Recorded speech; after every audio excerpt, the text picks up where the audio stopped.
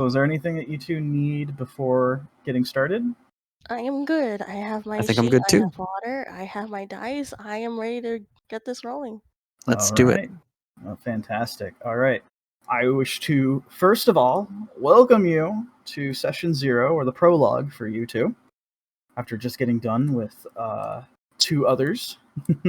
I wish I could say who, as far as characters are concerned, but everyone wants to keep it a secret. But yeah, it's we're here to get you guys set and straight with your characters and be able to figure out how you guys got into session 1. Hope Springs, a thriving city with destinations of all kinds. Stores, tourist traps, restaurants, entertainment. It may not be one of the most well-known cities in the nation, but it is beloved by those who live there and visit. However, unbeknownst to the general population, the city has a secret side. Magic exists here, and many of those who would misuse its powers for their own gain exploit Hope Springs and her residents. Every so often, unexplainable things occur here to those who are asleep, the mundane population who do not know of the veil. Those who are awake, however, know of it and what lies beyond its shimmering presence. Our story follows 2 of such individuals, who are unknowingly embarking on a journey that'll change their lives. The scene switches over to a young woman who is just beginning her day. By day, she works for her adoptive parents in their flower shop, keeping things tidy and presentable, while also delivering orders to the residents of Hope Springs. By night, however, she embraces the thrill of racing, speeding across the city streets, perhaps even causing an urban legend or 2. She lives the life of freedom, nothing standing in her way. So, it is currently, as far as date and time is concerned, since it is 10 years, it's 2026, and it is currently start of spring. So we're getting into like March now. It's kind of nice out, I would say, and you are out and about doing your thing. So take us into the day, a day in the life of Sylvia. In the morning, she'll probably wake up with the smell of a cafe aroma downstairs. And she's sharing this house with 2 lovely old couple. As much as she wants to, um, as much as she wants to, like, sleep in and everything, she knows that she can't because she has to go help with whatever is going on downstairs. So she would just get up, let out a big yawn and stretch, and get herself prepared for the day. Sounds good. You go ahead and do all your mundane little tasks, getting started, and the smell and wafting of today's breakfast is still humming up through the floor beneath, and it smells heavenly. She walks downstairs, fiddling Mhm. with her fiddling with her hat, adjusting Mm. it, which notably has 2 little deer antlers coming out of it. Yeah, it's a unique look for certain, but it is one that certainly feels very fitting. And as you come downstairs, you do happen to see your sort of adopted folks in a way. This old married couple, comprised of an elderly turtle and the other. What's she's human, right? So it's a human turtle couple, and Oh, it's so they cute. see. Sorry. Yeah, they see you come down, um, Sylvia, turtle gentleman. Hold on, I gotta make sure I'm ready for this. I gotta grab some water. I've been speaking all day. Okay. He sees you come down. He says, "Oh, look at you, sleepyhead. Coming in. Come and take a seat. Well, yeah. I was afraid it was gonna get cold." Good morning to you too. Just be happy that I didn't decide to sleep in. Yeah, I'm very glad for it. So sometimes you sleep till noon and I don't know what to do with you. Leave me alone, of course. But but that would probably make things a little bad. Uh, Yeah, difficult. I suppose. Uh, well, what's the agenda for today? Are we opening up shop? Yes, we're gonna be opening up shop, as always. I need you to make a few deliveries, though. Just a few. Nothing too crazy. Just a few? All Oh, right. what? You got something planned for today? Not really. Hmm. You know, the usual, especially at night. He takes a sip from his tea. Yes. Back when I was young as well, too, that was all the rage. Going outside late at night. I'll be lucky if I can stay past 9. Past 9? Yeah, 9 p.m.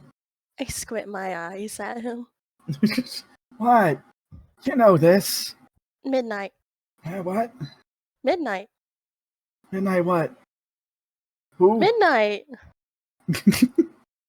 I don't know what she's saying. Do you know what she's talking about, dear? Not a thing. She always seems to just ramble about every now and then. That's what I'm saying. I don't get it. Midnight what? I raise my arms and look at both of them with a disbelief look. Like, what? Midnight? Like, the curfew. Is that the word? Curfew. Oh, the curfew. Why didn't you say so? Yes, the curfew. Not supposed to be out past midnight. The city is usually pretty safe, but we don't want you to go out too late. That's no fun. Well, you know. Gotta watch out, especially if those bikers around. They're not bad, but you don't want to be on the bad side. I swiftly gave a side eye, sweating a little. Yeah. That's all right. You don't ever get in trouble, do you? Huh? No, of course not. Of course not. Of course. Right. Anyways, I'm ready for breakfast and get this day started. So yeah. Oh, it's on the table, dear. Go ahead and just have a little. Oh, right. You got so caught up in talking, you forgot about it. I mean, can I not? It's right there, and well, yeah, it's right there. I shut up and just start eating. Yeah, you go ahead and have all sorts of things. It's what's kind of breakfast does or kind of foods do Sylvia like? That's a good question. She definitely would like her eggs. Yeah, like yeah. a shit ton of eggs. Oh yeah, they got you covered there for sure. I got some bagels out as well too, in case you want to make a sandwich. All kinds of other little things She here definitely likes croissants. Croissant. Croissant. Yeah. There's a little bread basket of croissant in there. You're welcome. The two elderly couple get ready to head out for their day, just opening up their little flower shop. You are left to your own devices throughout the day. Of course, doing your normal tasks with a few deliveries here and there. With a little bit of difficulty. Yeah. She has lack of direction, so but she gets it there. She gets it there. I can say eventually you've been in the city for quite a few years anyways now. Not as long as most people who have been living here, but still long enough to know where you're going. It's just that sometimes it gets a little distracting as there's all kinds of things happening here and there. It's a generally pretty quiet place. The weather is beautiful out as well too. Utilizing your what's your vehicle of choice for doing deliveries? Is it like how about you tell me?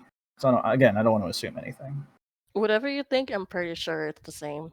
I was thinking like during your deliveries, it's like a moped. Oh yeah. Yeah, and then like when you're out and about, it'll get a little more wild. That's correct. Yeah. All right. So you got your little moped. You got the delivering the flowers and whatnot. Especially since it's now spring, it's a great time to be able to get some floral decorations. You go to a couple of places that have been ordered by a couple of people just buying stuff for their significant other and whatnot. And then you go to a couple of other places, like a couple of restaurants that want to have some nice decorations out as well too. They seem to have a very good rapport with your adopted folks in their shop, and they seem to know you also by first name, as you're kind of been out and about and doing deliveries for them for quite some time now, and has actually really been very, very helpful for the business. Especially now that they have someone who's young and spry to be able to move around. But eventually you do manage to get through the morning. It's around early afternoon by the time you're done. Mhm. The rest of the day is yours. What time would you think this would be? This Like the- so being early afternoon, if I had to place it in a more specific time, I'd say it's around like 1:32. Around this time, I would arrive back to the shop. Okay. And check the moped, see if things are okay, and see if it didn't check it didn't like hit something or it's not damaged or anything. Yeah. You check all the different parts and whatnot. It's very much so. It's in working order. It might need a little bit of cleaning on the outside shell, of course, but aside from that, like parts-wise, it's perfectly fine. I'm gonna take some time to clean it up then. I will head back inside. Okay. Take a little bit of time. Head back inside to the shop. I will spend a few hours just looking at the flowers, looking at everything until nighttime comes around. Yeah, you spend some time taking a look at all the different floral arrangements, getting used to how essentially their growth is concerned, upkeeping with making sure that they're healthy, the standard sort of stuff, but also just sort of taking in that nature as well. It's very relaxing. As she's taking note of the flowers and everything, she would have like a notebook to jot Yeah, things down makes sense. just Yeah, in case. And it's like a small little like notepad that you could just put in your pocket, which yeah, that's what she did. yeah. That makes sense. Writing down your And notes. when night rolls around, that's when the fun starts. That's the fun. Once the sun heads down, there is a time in which you realize this is where you really start to feel kind of alive. You enjoy your day to day, but this is where the adrenaline comes in. You take your actual favorite ride out, and you hit the streets. So tell us what a night would for Sylvia be like. Gotta go fast. Yep. You are sort of the bane of every policeman in terms of speeding. you have been known as a speed demon by law enforcement, and a lot of times you're able to get off the hook by just sort of playing the innocent little lady that don't know any better. I would also keep an eye out on fellow bikers as well, because Yeah, there's like a signal just in case if there's any police that yeah, comes by. So when she sees that from other people or just to see police in general, she would just slow down for a little bit until she's out of their vicinity yeah, and just yeah. go. You make sure you don't get caught up by the speed trap. Yeah, so you're moving about, swerving around, and you get to hang out with a couple of the other bikers, kind of enjoying the nightlife. There is you meet up with a couple of them actually by the side. One of them speaks to you as a human man, sort of around in your same age bracket, maybe a little older. After signaling you into kind of park it over in this little side area, he speaks up. Sylvia, you didn't get caught by nobody, did you? No, Police, I've been fine this whole night. Why? What's up?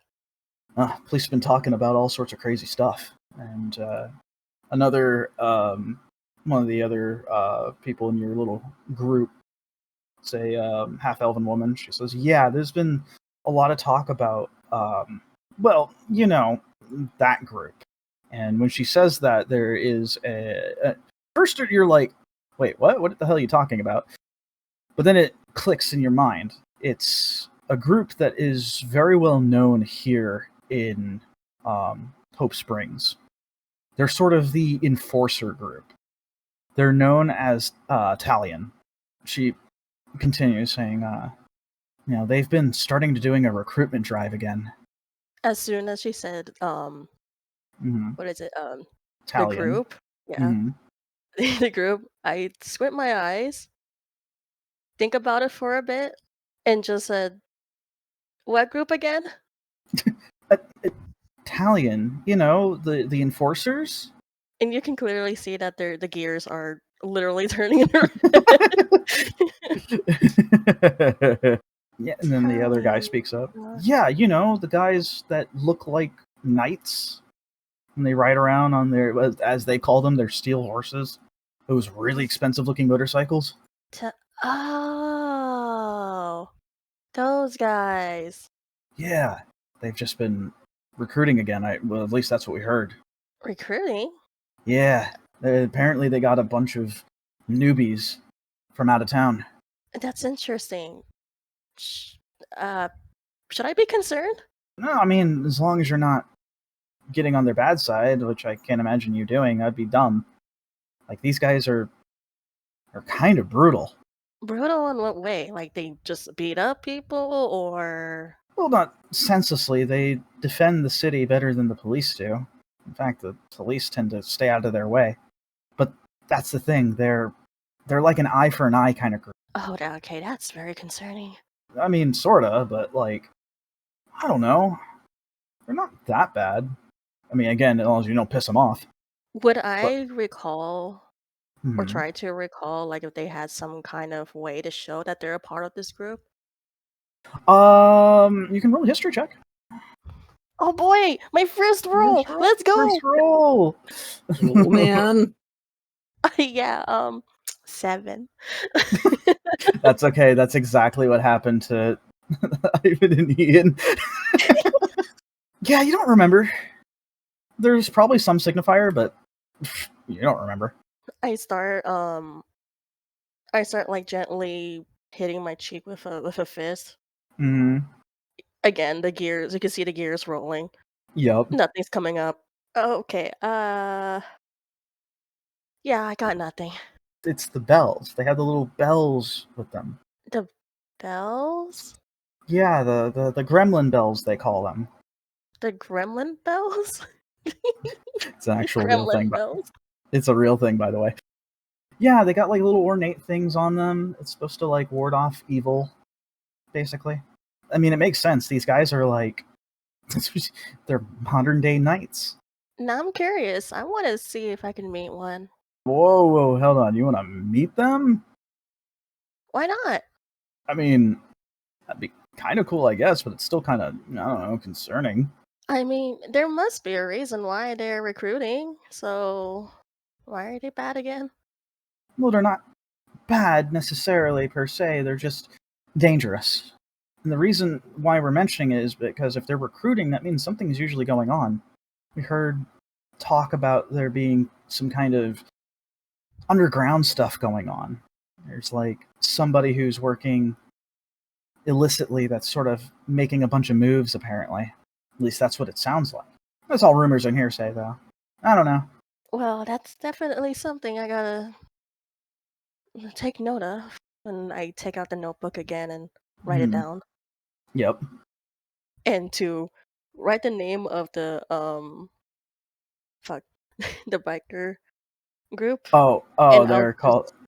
Yeah, they're called Talion, which is spelled Talion. Talion. That's right. Yeah. Okay. Oh, I was right too. Nice. Yep.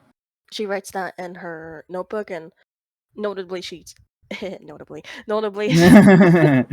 it at the last page on purpose, and she's circling it. Right. Just so she doesn't forget. Enough talking about some nonsense. Why don't we get some rides in, huh? Yeah, sounds good. Yeah, let's hit I up. have a place to go after this anyway, so Oh, all right, cool. We'll take your lead then. You hop on and head off down the road with 2 friends in tow. As you ride down the streets, past many other different people, cars, leaving them in the dust as you get to feel the cool night air riding through your hair and face as you drive across. Just taking in the moment and enjoying this. That this is where you really do belong. You never really felt like, at times, you felt kind of, I imagine, kind of almost like an outcast. But since finding this little friend group with riding around and racing, darting across different streets, and this is what feels right. It gets a little later into the night. The day is starting to come to a close, and you are free to go do what you need to do next. as I say my goodbyes to the two, Hmm. I am going to head off to the bottom drawer.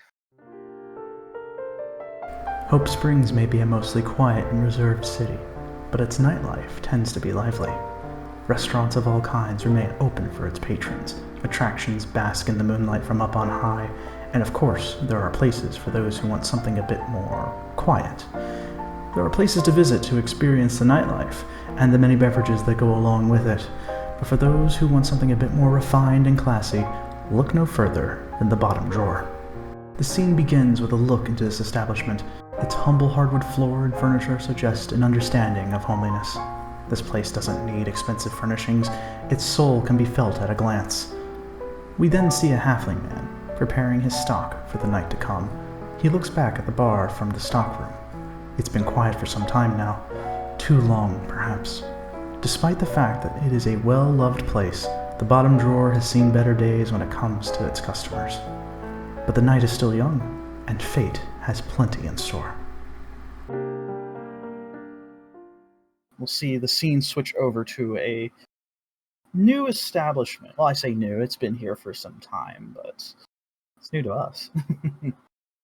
So, that leaves us with our other, who is running this establishment, the bottom drawer. You see inside? Give us a little description there. So, the whole place is rather quaint. Mhm.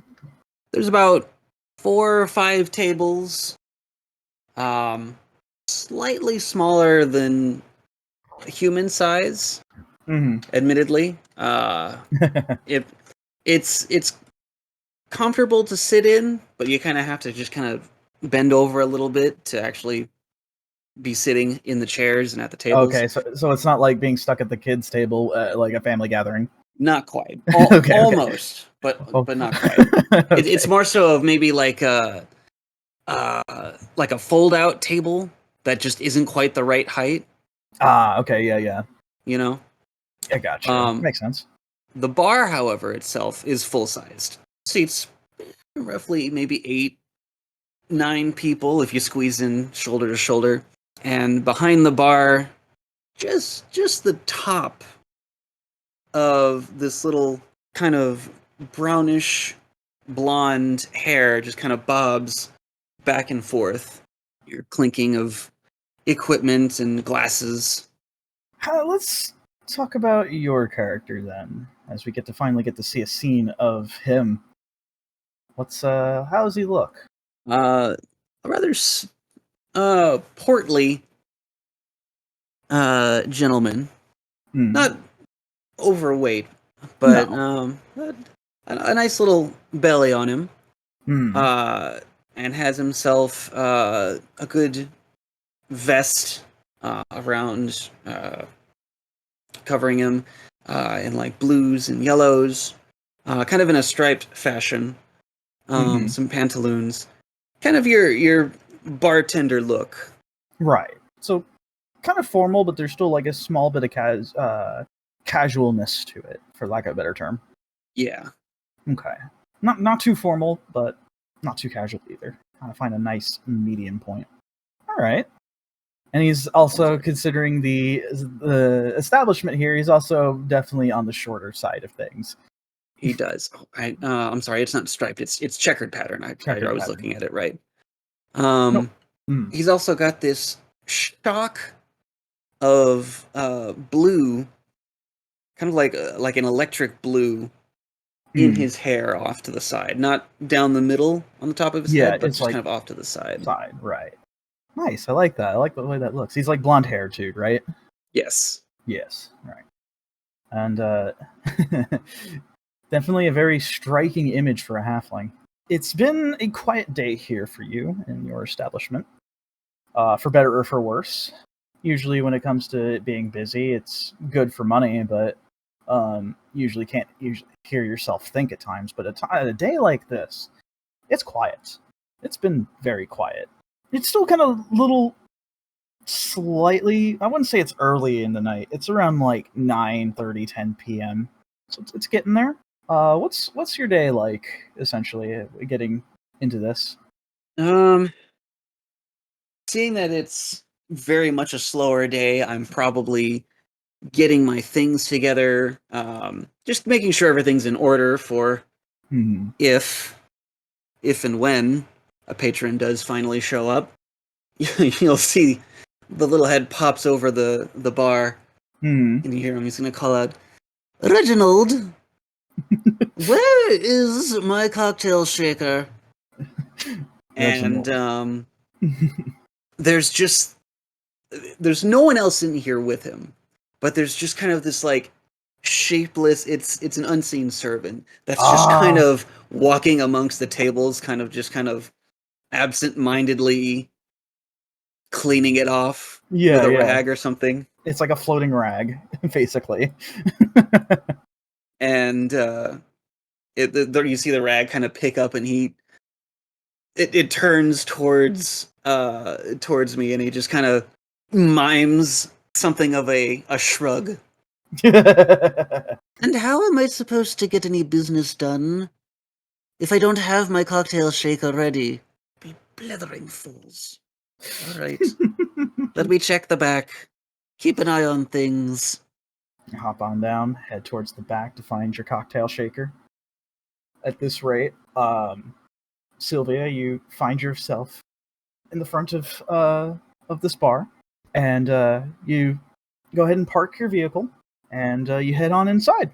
I walk inside, make sure there's nothing dirty on my boots or anything. No, the usual gravel. Right now, she's been wearing this poncho over her regular outfit. Right. So she takes off her hat, places it, and just holds it to her chest as she walks in. And I opened the door purposely, on purpose, loudly. Yeah, so it's like just slam it open. Yeah, you just full on stiff arm the door, just poof, opens it. At which point, our halfling friends has heard this in the back. After you find the cocktail shaker, the noise startles you, and you immediately drop it to the floor. And you'll hear, "Hello, I'm here." Come on in. Take a seat at the bar. I'm already on the seat. Where are you? You know, you could just be like every other patron and just use the bell. And I point towards the door, which has this. It's a small magical device. Like, you know how most bars, like, you open the door and it has like a little bell or something that rings to denote someone's walked in or something like that. Right. Yeah. Instead, it's just a little device that I've cobbled together, and it just pulls up a little, almost like a hologram signage that says, "Ring the bell when ready to order." I love it. And then there's also another small item on the bar that just kind of looks like a bell. Oh, okay. Ring bell for service. Yep, so stepping outside, you got your cocktail shaker finally, and you happen to see your friend here, Sylvia. The whole time I've been staring at him with a smug look. I'm sorry, I forgot. Again. Yes, you're quite good at forgetting. I get that a lot. I don't know why. So what do I owe this expected visit? If you expected it, why is it unexpected? Because you always come in when I'm least expecting you. Huh. Anyways, I'm just here to chat and I want a drink. This is the usual, dear. Just usual. What is the usual? See, I got a small mixing glass. Hmm. Kind of flip around this little electronic muddler thing. Put in a few sprigs of what looks like some tea leaves, a couple cubes of ice, mix it all together. I'll take the cocktail shaker, shake it all in, strain it out, and slide it down the bar for her. I catch it. I take a sip and just minty. Just the way I like it. Perfect. And just so you're aware, if there's ever anything else that you wish to order, I can always make that. You don't have to order the same thing every time. Yeah, I know, but this hits the spot after I ride the streets and it's fine with me. Fair enough. How are your parents? Oh, they're doing fine.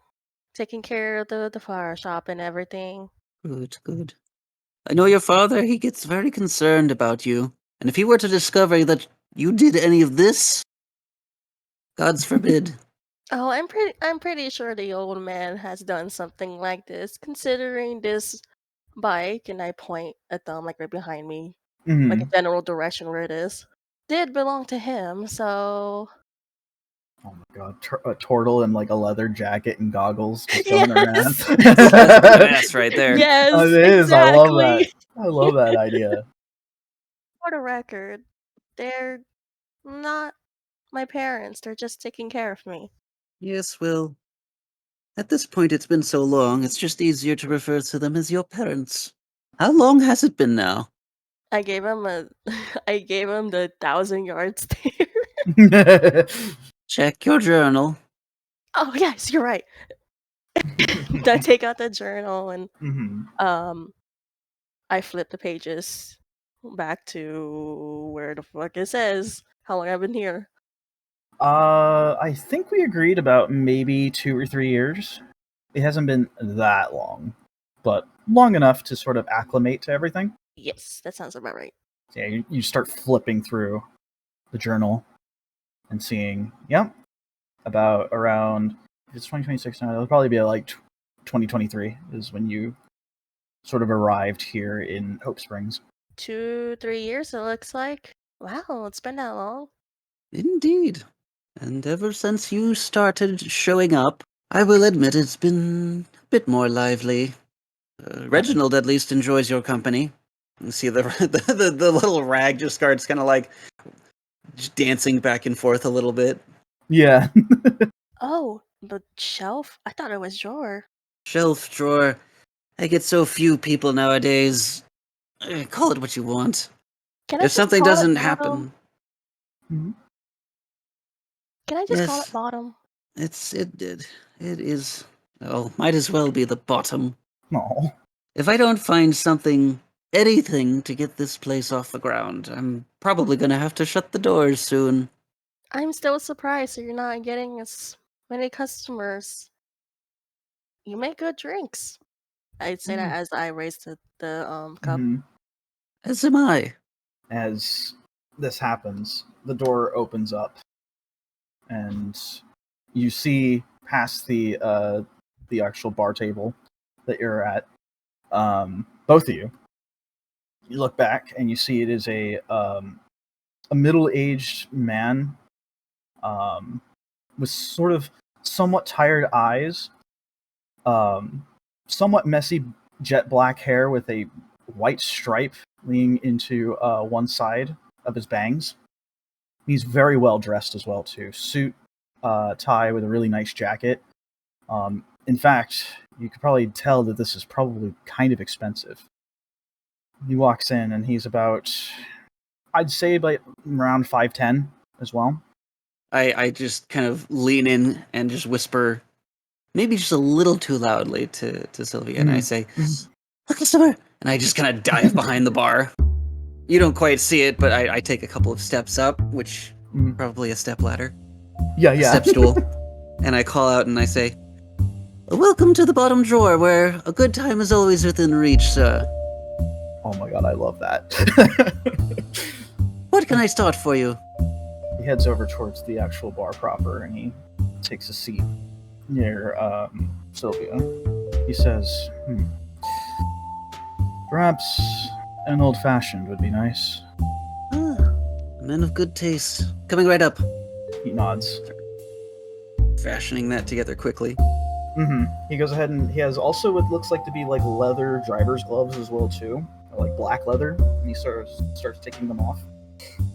He sort of adjusts his tie as he goes ahead and has his hands out now in the open. You can tell by looking at him, he's got very fair skin, but he's also very pale as well.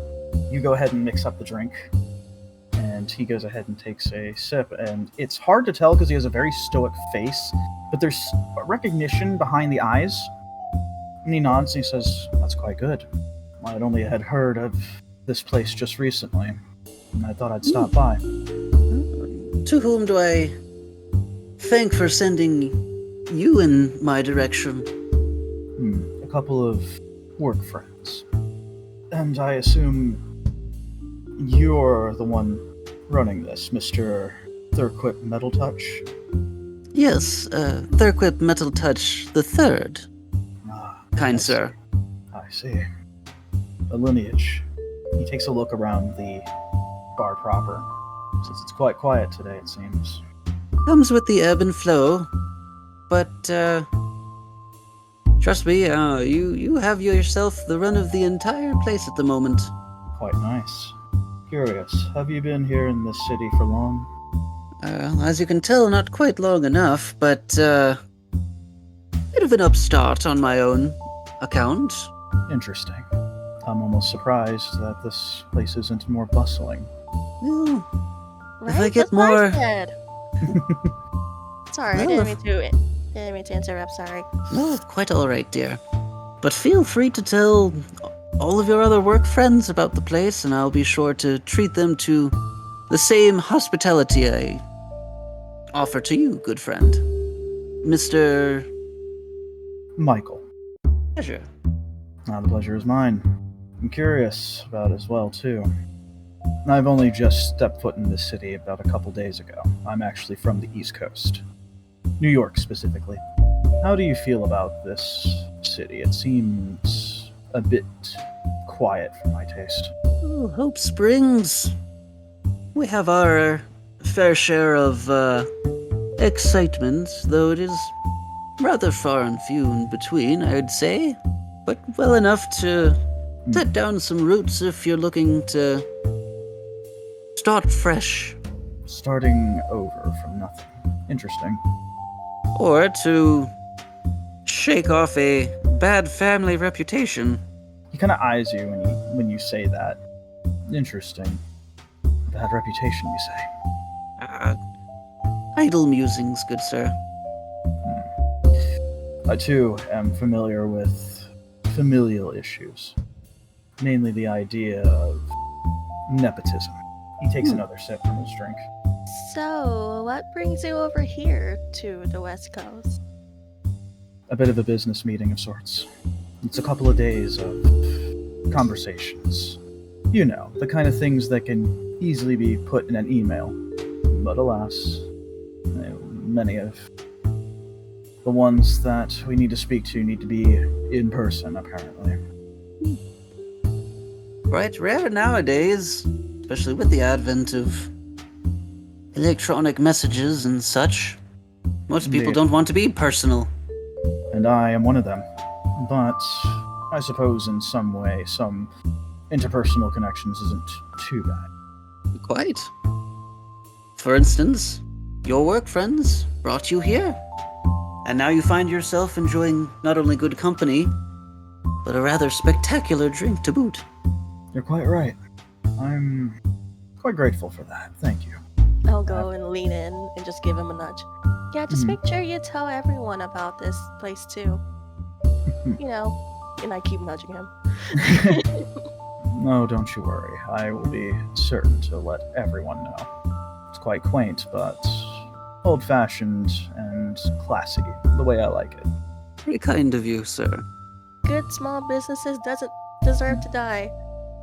I say that with my I said it with a fist on my hip, and I just raise a hand up.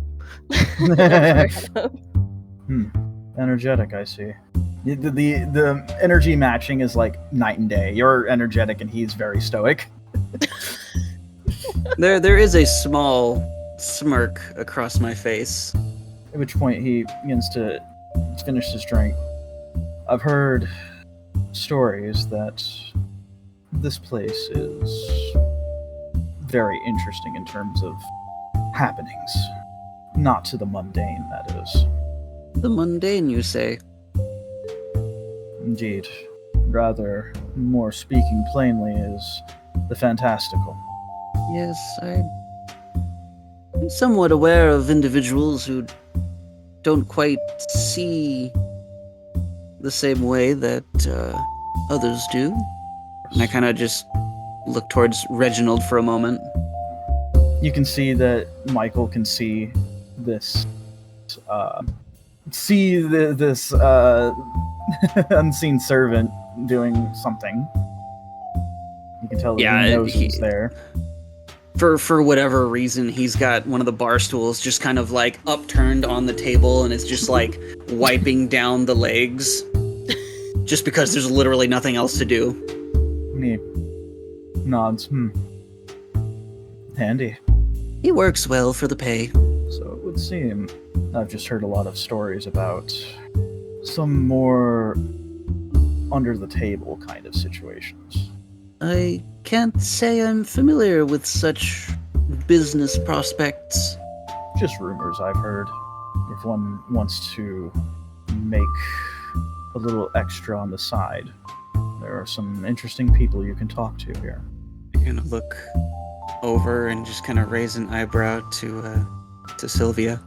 I'm still facing him, but I also catch his I catch his gaze and by side-eyeing him. He goes ahead and finishes the last bit of his old-fashioned just stories. I was wondering if perhaps maybe any of you have heard anything. As I said, I don't believe I have. At least, not recently. Well, perhaps maybe this place is far more quiet than I thought. What sort of opportunities is it that you've heard these rumors about? Things that are a little more exciting, but potentially illicit. Oh, good heavens, sir. Just didn't seem very on brand for a city like this, so I was curious to confirm such notions. Well, What do like you any mean by place. exciting? Where the Like, what makes fantastic, it? Oh. where the fantastic tends to get a bit interesting. More so than, he looks over at Reginald, unseen servants. Right. Yes, well, we do have our share of rabble-rousers, as most any other township or city in the country. It makes sense. There was a lot of talk about one of the groups here doing a bit of a recruiting drive, from what I understand. Now, that could mean nothing, or it could mean something. Maybe thought there was some excitement coming to such a small town like this. Or small city, rather. Out of character, would I know about these ne'er-do-well bikers? Battalion? Yeah. Yeah, you would know about them. It's hard to pin them because it's like, at first they seem to do good, but the way that they do their good, it can be in really brutal fashion. Where it's, they've handled criminals before, but it's almost like, not villainous, it's hard to describe exactly. They just handle it in a very brutal fashion. I think I know where you're going with this. And that being said, Thurkwip's gonna say, yes, well, we do have a bit of a vigilante issue. And while they do have results, things like that should be left for the proper authorities, in my opinion. Police seem afraid of them, from what I understand. Quite so. And with some good reason. Judging by the way that they carry themselves, as well as looking like modern-day knights, I can understand why they'd be a bit intimidated. Are too loud. I did have a couple of them try and start a ruckus inside the establishment here. However, I promptly exorcised them. Did you now? Quite. There seems to be more to you than I had expected. I may be an upstart, but I have my own sense of honor. That's so funny that we're talking about this. I was just talking about this with a couple buddies of mine earlier. Seems to be making the rounds. They said that they started recruiting. Well, that could mean something or it could mean nothing. Usually, in my experience, whenever there's a recruitment drive, it's usually because something has spurred it on. See? And I put a finger. That's what I think too. It sounds pretty interesting, to be honest. I'm kind of curious why. As am I. But this is the business beyond the veil. But idle musings from myself as well. And he goes ahead and starts to stand up. This was a very fortuitous meeting, I feel. And I appreciate your hospitality, Thurkwip. Yes, agreed. And you are always welcome back. Do you wish to open a tab or pay for your drink? He goes ahead and opens up his wallet and he slides in a pretty decent amount of cash, actually. In D&D terms, this would be about around 100 gold. Oh, sir, this was just an old-fashioned. It could have been, but it wasn't just any old-fashioned. It was probably one of the best damn old-fashions I've had in my time on this plane. I quickly take it from his hand and just shove it in Thurkwip's. In his face, shove it towards. No, I just towards him on the counter. Yeah. He will gladly accept this. What he means. Yes. Tips are always appreciated. Thank you again. My pleasure. I hope that it sees you well at some point. I'll be sure to keep a bar stool open for you, Mr. Michael. He looks over his shoulder. That was Please your do. name. Yes, please do. I hope that we meet again soon. Maybe perhaps before I leave. Perhaps so. He goes ahead and leaves, and the little bell rings as the door opens up and then slowly closes again, leaving just the two of you and Reginald. Yeah, for a second, after the door closes, the rag just kind of stops moving, having seen the 100 gold, and it just drops to the floor. Oh no, the concentration's been removed. As soon as the door closed, I just start clapping. Well, look at you. Yeah, if we're going by the same measurements as gold versus cash, again, that's like $1,000 right there. For an old-fashioned. All right.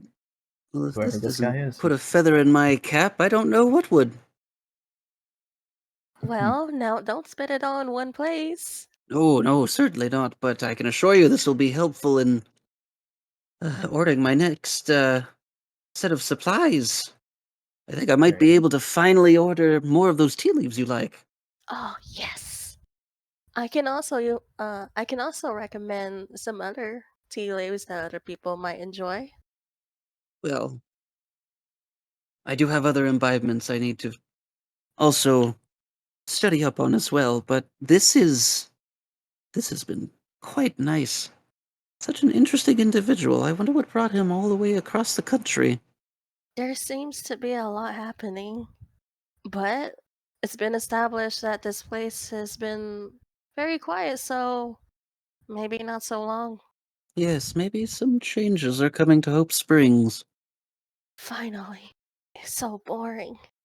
As this happens, as you're saying this into the rest of the night, the door opens up again, and this time, however, this is about like maybe 20, 30 minutes after.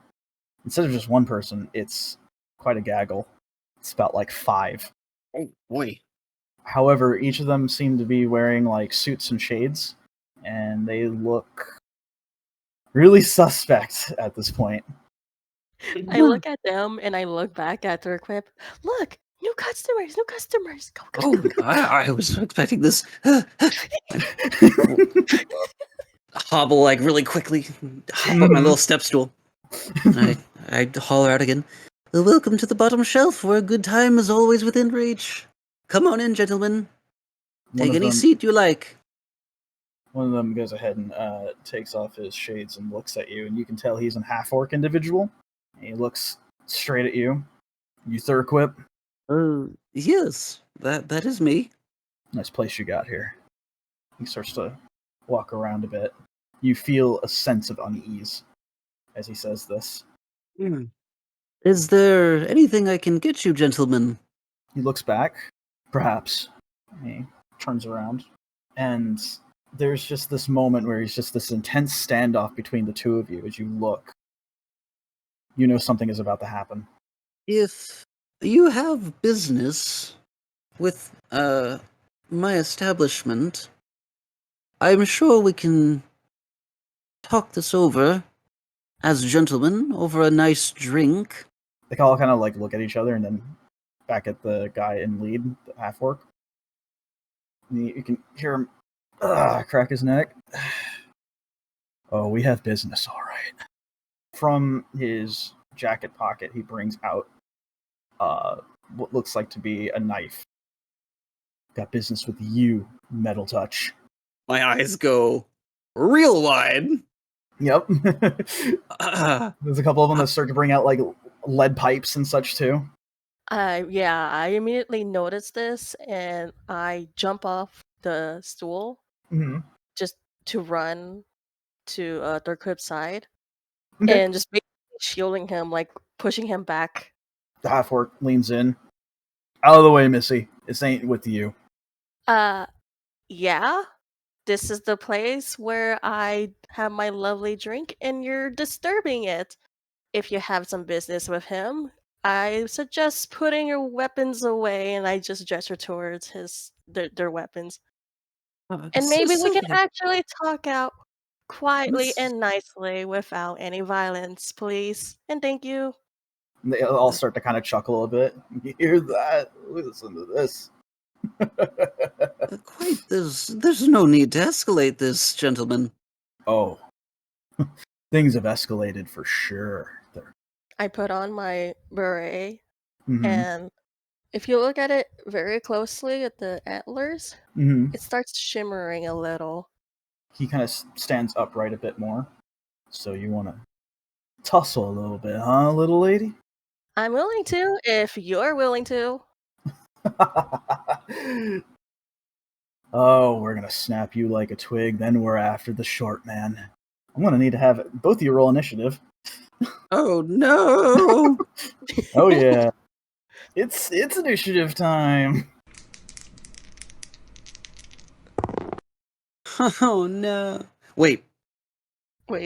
I rolled a 1, but I am a halfling. Yes. Yes. So I can re-roll ones. Yes. Let's go. Not today. It's a natural 20. Oh my god. Yeah. Woo, shit. The Nice, duality. Dude. So a 22. With that, it is Thurkwip's turn. This guy is about to start some stuff in your establishment. What do you do? All right. Are they all just kind of lined up? Yeah, like one behind the other right now? Kinda, yeah. There's like one in front of you, like about 5 feet, with the bar being the only thing in the way. He's got 2 people behind him on each side, and then another 2 in the back. They're a little not straight lines, but just about almost. Okay. So, if possible, what I want to do here is I'm going to use the spell Tasha's Caustic Brew. Caustic Brew. I don't think I've seen that ever being used before. This one's interesting. Let's see. Stream of acid emanates from you in a 30-foot line, 5 feet wide. Each creature in the line must make a dex save. Covered in acid. Ooh. Creature covered in acid takes 2d4 acid damage at the start of each of their turns. Oh, shit. Okay. So you're just going to go ahead get him in the splash zone? If I can line up as many as possible, that would be ideal. I'll say you can get 3. Okay. So they'll all have to make dex saves. What's your DC? And so DC 12.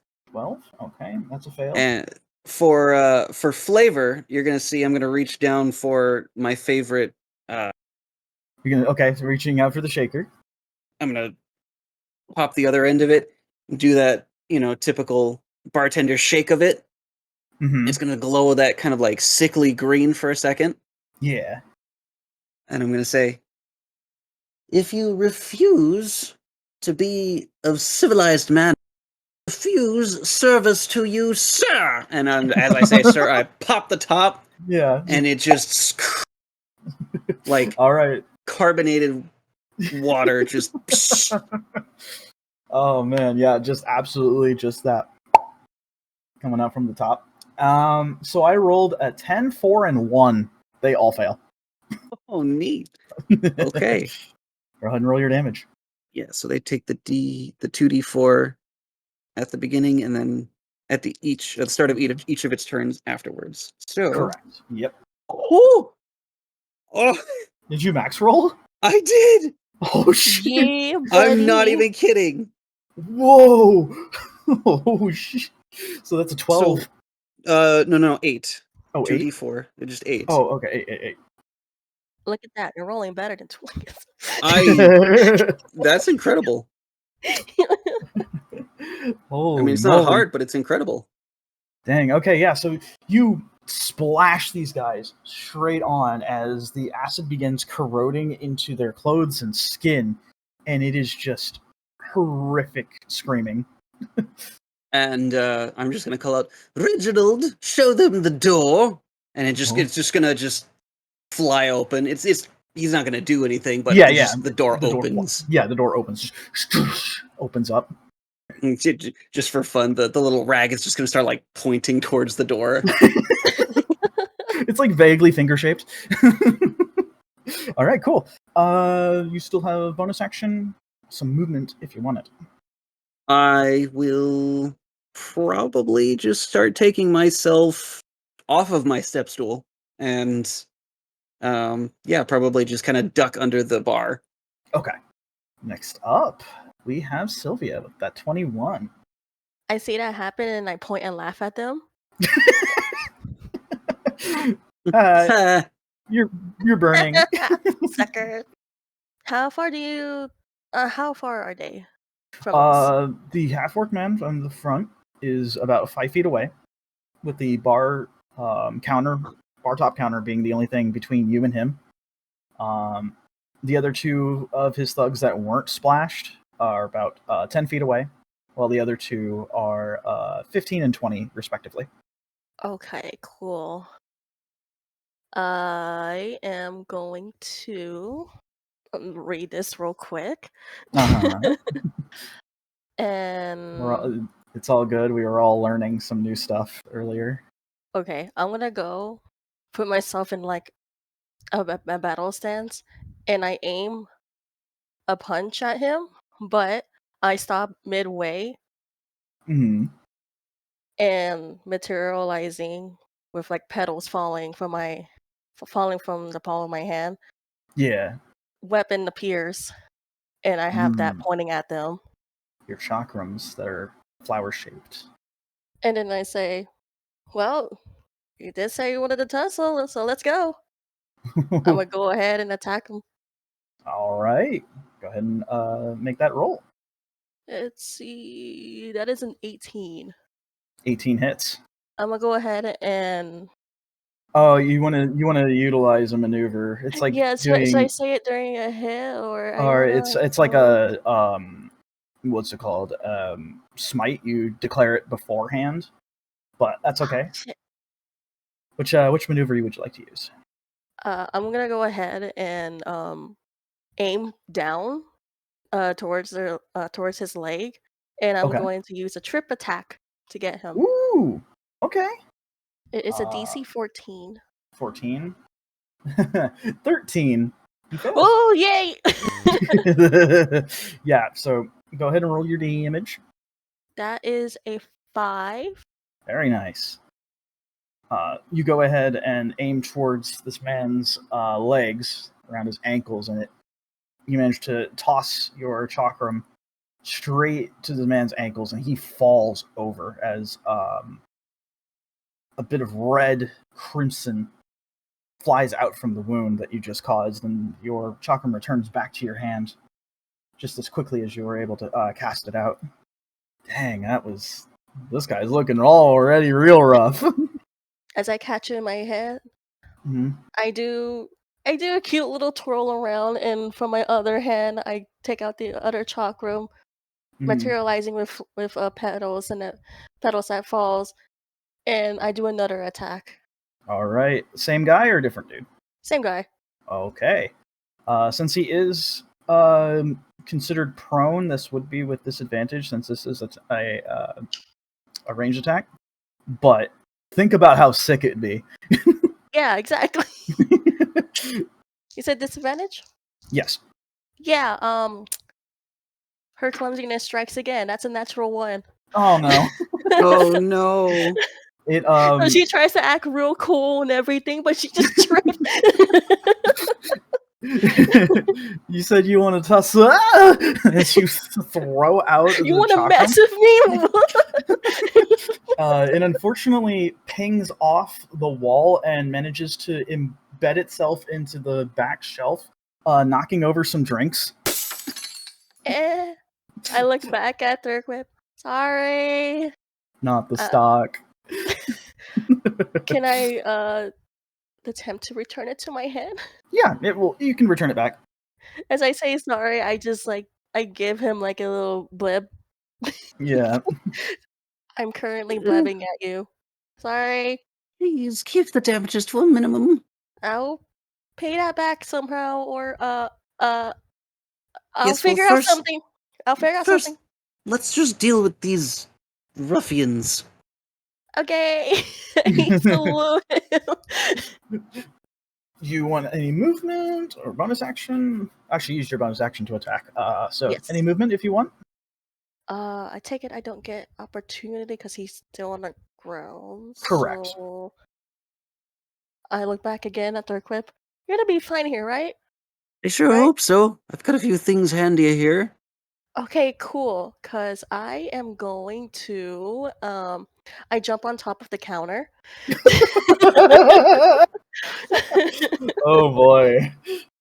I jump on top of the counter and I use I use at least 20 feet and run away from them. Okay. Just Yeah, you on jump- the counter.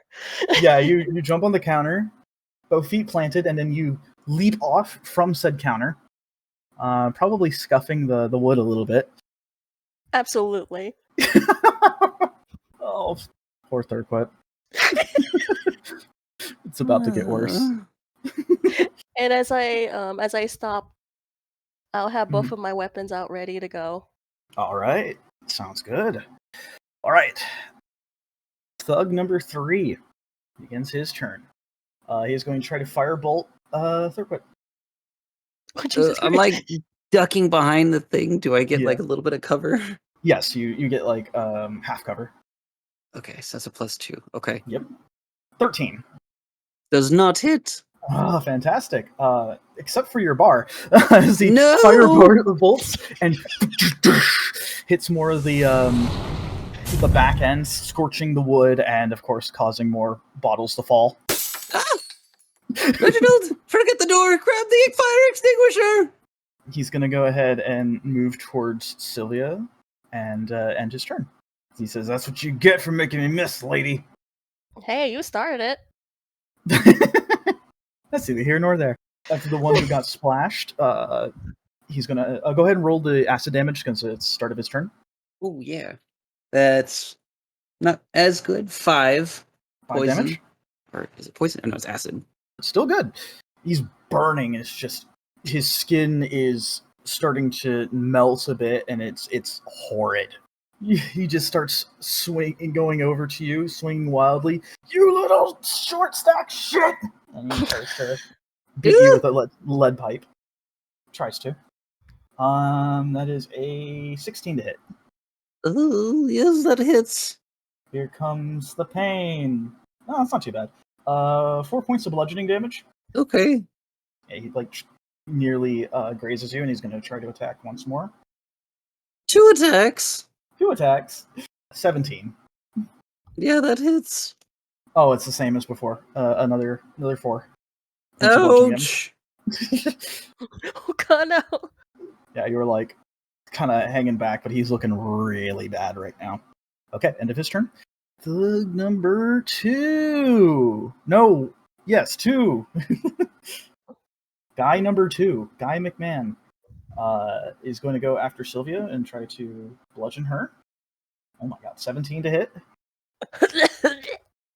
Oh no. Oh, stop rolling 2! That's another 4 points of bludgeoning damage. Second attack. Oh, that time that might not do anything. What is that? Oh, 13. No. Ah, nice.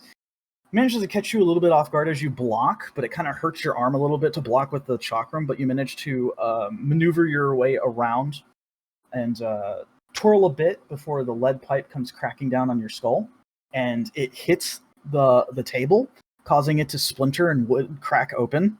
Hey! I apologize. Those are expensive!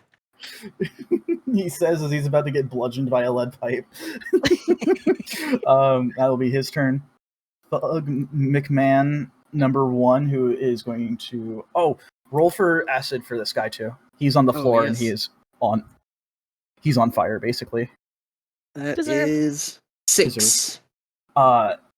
He is just screaming in pain until there's nothing left. And he just his hand hits the wood floor, and his knife rolls to the side as he dies. That's 1 out. Guy McMahon, number 5, with that natural 1.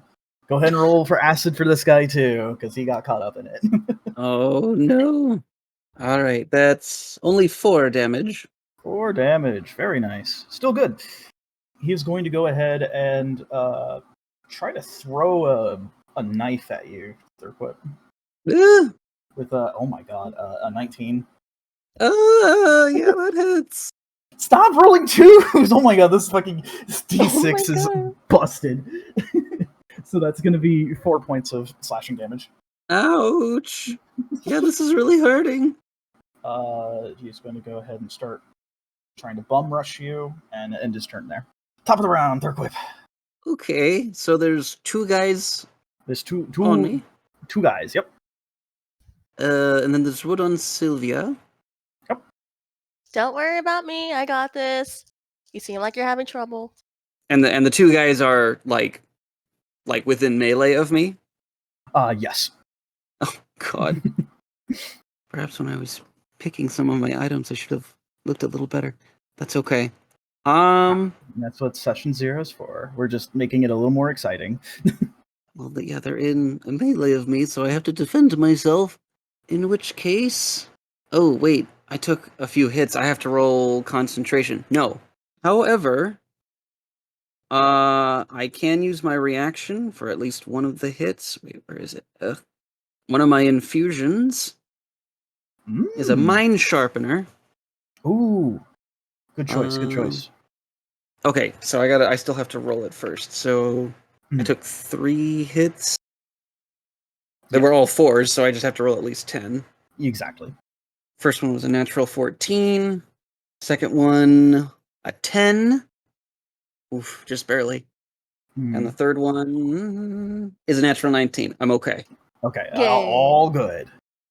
Very nice. So that's still going.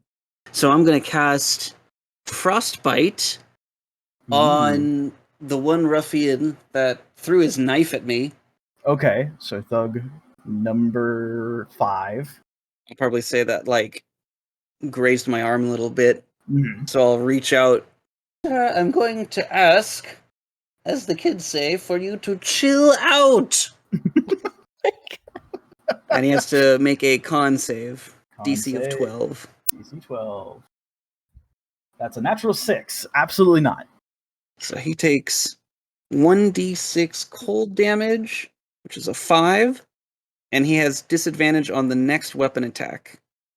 5 damage? 5 cold damage. Ooh, okay. He's feeling it. And he has disadvantage on attack rolls, you said? Just the first attack. Just the first, okay. Or the next attack. Right. Very nice. I'll then...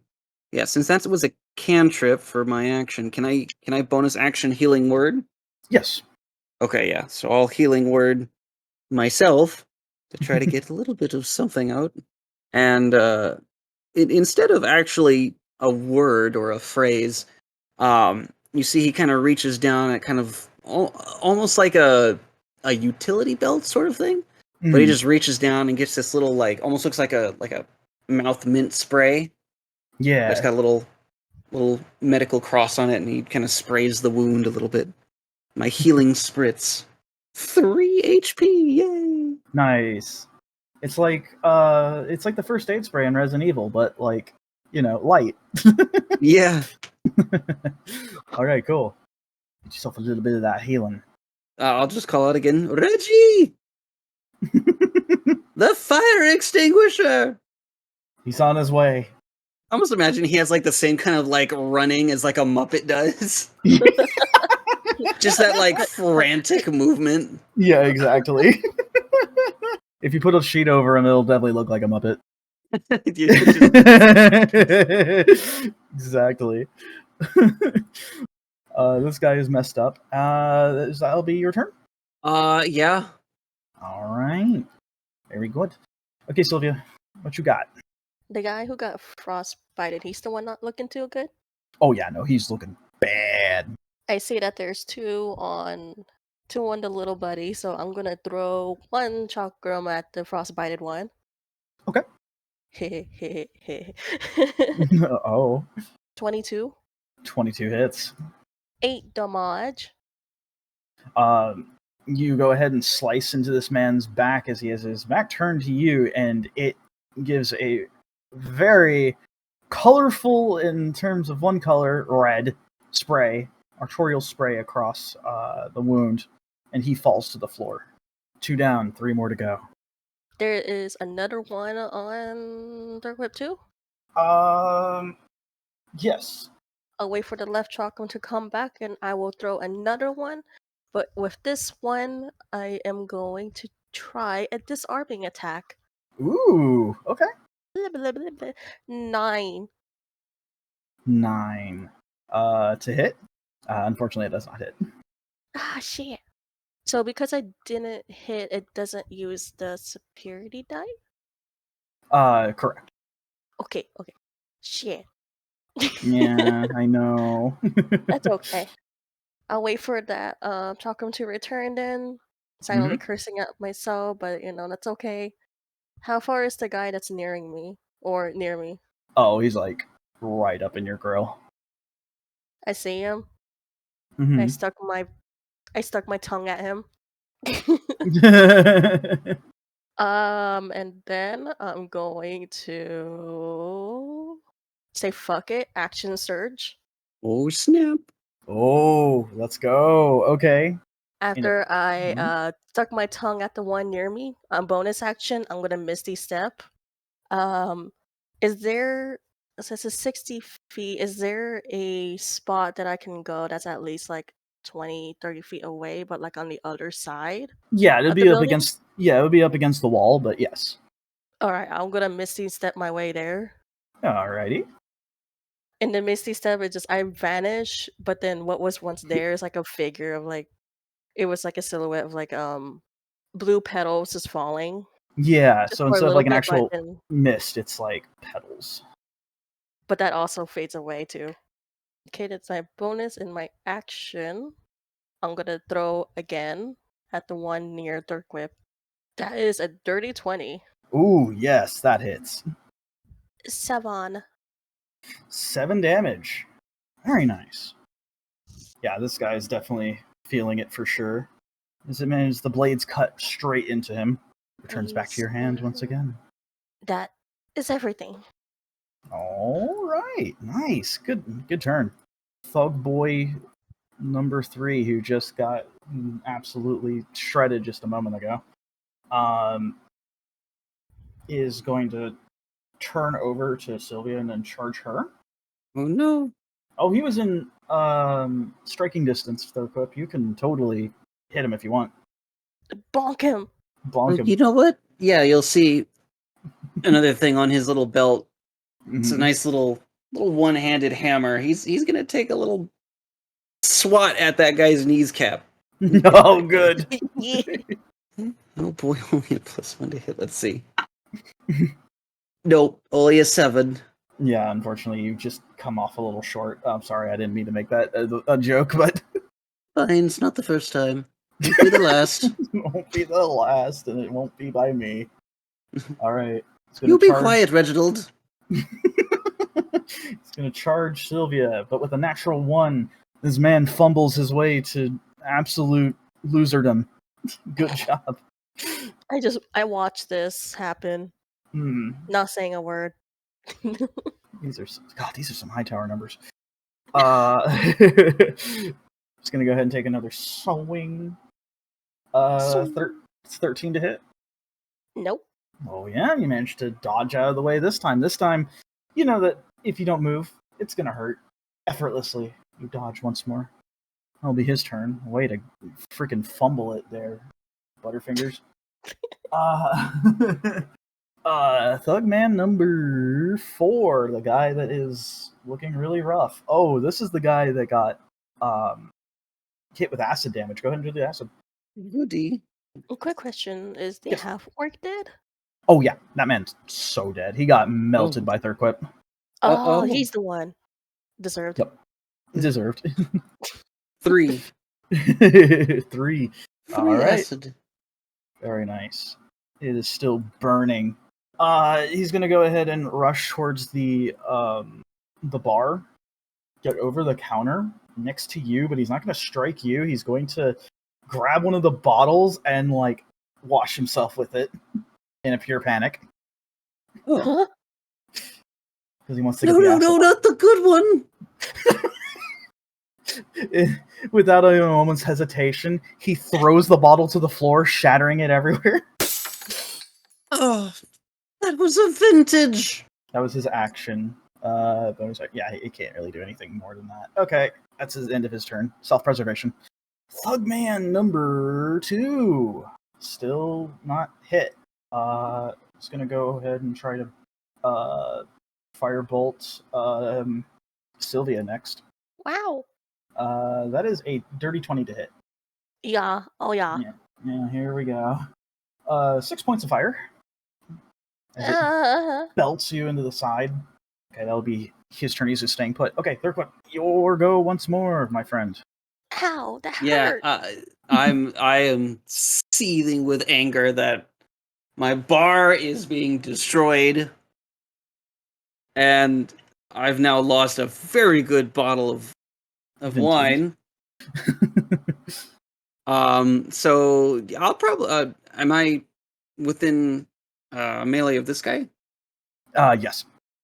Yeah, so I'll just take my little hammer in hand and try to whack for the knee again. Okay, go for it. Go for his knees. Did we test your Come reflex? on. No, it's nope, just a 7. No.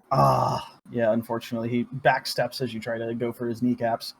Your patronage is not welcome here. Oh no, he's losing it. Okay, anything else you can do? Hope that he wants to leave soon. Perhaps. That's about it though. All right. Next up, Sylvia. Oh. Okay. So there's a guy in front of me. And there's still another one near Thurkwip. There's like 2 left. There are 3. One's on death's doorstep, though. There's 3. Okay. And that was the one that Thurkwip tried to take his knees. Well, when all else fails, ignore the one next to me. I'm going to throw my weapon at the one near Thurkwip again. Go for it. Fuck. Don't say that.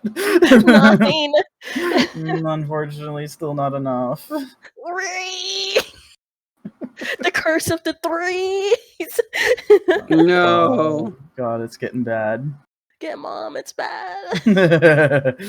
After returning to my hand, I'm gonna use my right one to throw it again at him. Okay, go for it. Fair. 16. 16 hits. Oh god.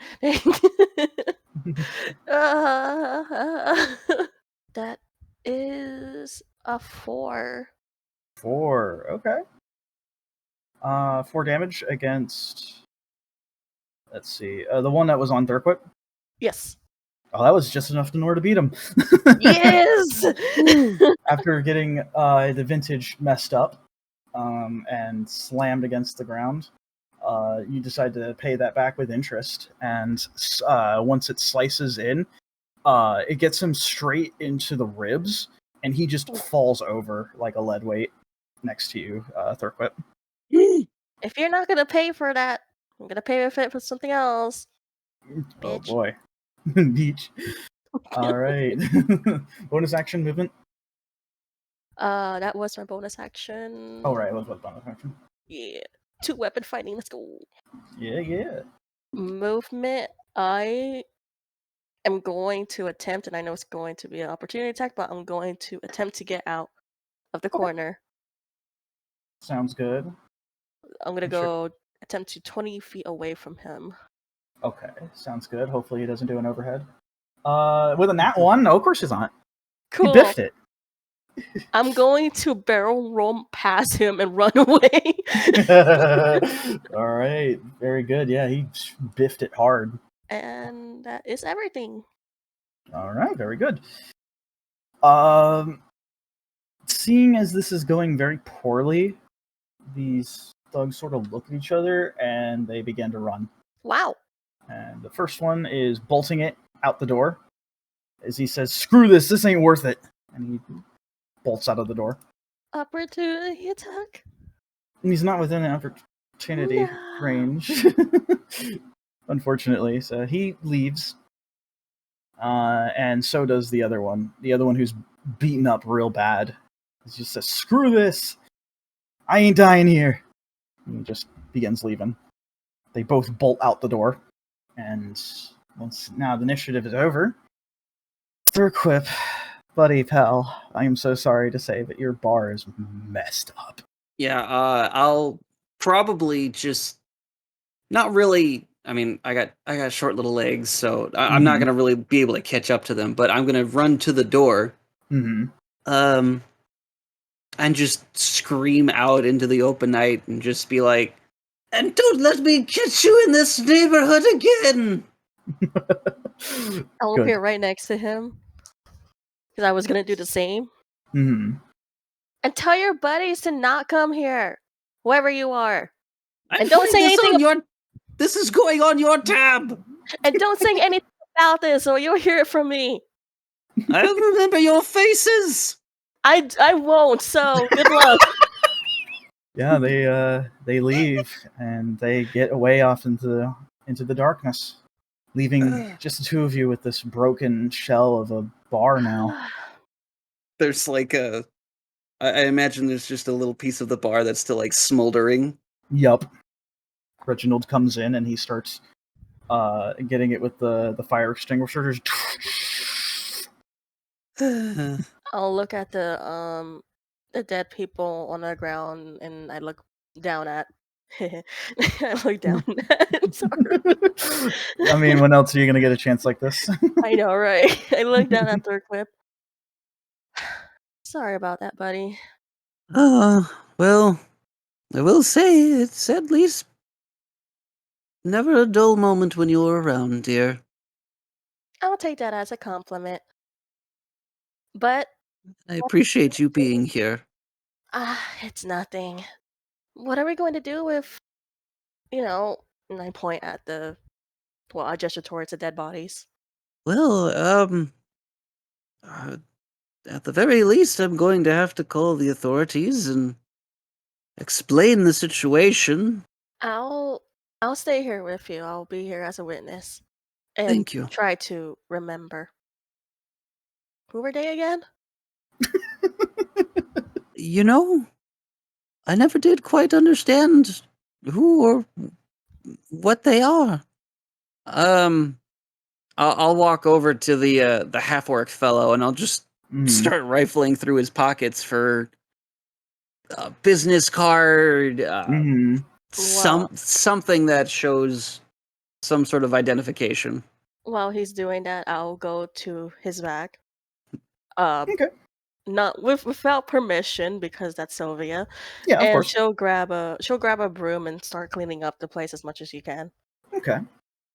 You begin rifling through this man's belongings as best as you can. A lot of his clothing and stuff got melted, but there does seem to be a note that has been half burnt a bit by the acid. But you're able to make out enough details that this was a paid hit against you. Who would have it out against me? Across anyone? I've been on time with my business expenses. I look over his shoulder and I read whatever is on the note. It's a lot of it's burnt off, so there's a lot of important details missing. But it is indeed an assassination attempt, and these guys were they could take a few notes from the Arcliners. Let's just say. What did you do? I assure you, everything I've done has been reputable. I don't know. I don't recall ever wronging anybody, or I've always been sure to pay any proper dues and restitutions, and I'm on good terms with all of my suppliers. Well, obviously someone has it out for you. I say as I throw the trash away in the bin. Reginald, did you spike someone's drinks again? Again? If he could say anything, he said no. Just the rag just going side to side. Yeah. There's this moment in which you are realizing this situation and that your bar being messed up, the place of your establishment, the one place that you would call home, has been not decimated, but it's bad. That being said, there is an idea that comes to mind, a detestable one, but there is a connection that you have with a certain individual who could help you out of this bind. But it is one that is one that you don't want to make. This is not a call you want to make. I just was looking forward to buying something with this wonderful tip that I just received. This was supposed to help me start getting things on track. I'm going to have to use this at the very least to start replacing some of my tables, the bar. It's not enough. It's not going to be enough. Sylvia, I have a favor to ask. Yeah, what is it? I yell from the back. Mm. Leave the cleaning to Reginald, dear. He's more than capable. No. I'm also responsible for this, so therefore I will clean. Well, then afterwards, I'm going to need you to, you see he, like, swallows very hard. Drive me somewhere. The ruckus you hear in the back completely stops. And then just the head of Sylvia just appears in the doorway. Mm. You want me to what now? I'm going to need transportation if you're willing to help me. Well, I can't say no to that. I literally throw the broom and everything away. Are we going now? Breaking Or... glass. Yeah. I cringe just a little bit. Oh, this poor guy. Are we going now? At this late hour? Let's clean. Let's at least make the dining room acceptable. I'll also start putting these guys in a neat order, and I drag them one by one. I want to go over to it. I'm gonna go to over to one of the tables. That's I'm willing to bet kind of toppled over. Hmm. I want to drag one of them. Do you happen to have rope? No, no reason. Rope. I might have something in the back, perhaps. I quickly run to the back to find something. Hmm. Yeah, you are able to find rope and everything. It's an assortment of all sorts of like small things, but rope is one of those things. You managed to grab it. Cool. I'm going to one by one put the bodies on the flat side of the table and Oh, tie no. them up around. I Just to see. neatly present them, and I'll even take the time to like brush them and everything to make them more presentable. Mother of God, this is so twisted. And can you tell me what it is you're doing? I'm presenting them as evidence. And when the authorities come in, we could say these guys are the one who wanted to start the fight, Oh and then heavens, you needn't go and so then I'll far, drop on dear. one. I'll drop on one knee and dramatically put a hand behind. I put a hand like Mhm. the back of their hand on my forehead. And alas, the great hero and Sylvia helped. Yes, quite. Dramatic aspirations aside, perhaps we should just maybe deal with this. Yes, I believe you're right. We should probably deal with these individuals first, and then maybe tomorrow night we'll go ahead and talk to one of my business associates. All right, sounds good. Am I okay to do this in your establishment? I say as I gesture towards the bodies. Let's leave them be. I wouldn't want to tamper with anything and uh, be accused of diminishing any sort of investigations. Oh, okay. I take out my chalk room and I cut the rope. You can be sure I'm going to find restitution for this, and having them available will be helpful in that endeavor, hopefully. Until then, that's why I'm going to need to talk to this associate of mine. Okay. As I'm dealing with the bodies, I want to look around. Like, I want to look at each one of them to see if there's like anything from their person that's notable. What are you looking for? Basically, a way to figure out where exactly they come, like they came from, or something.